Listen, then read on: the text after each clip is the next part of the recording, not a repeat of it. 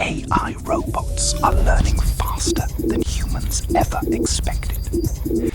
They can see, they can talk, they can make decisions. And some experts believe this could become humanity's biggest mistake.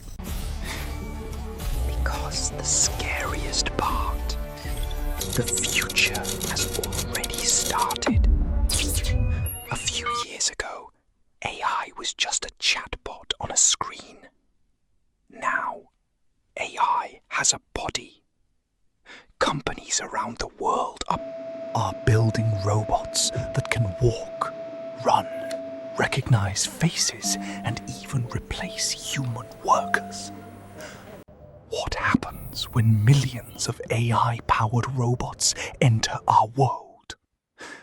These robots never get tired. AI robots could cure diseases, build cities, protect humans.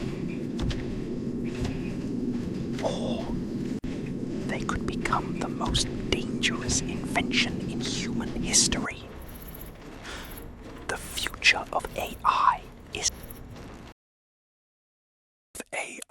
isn't science fiction anymore.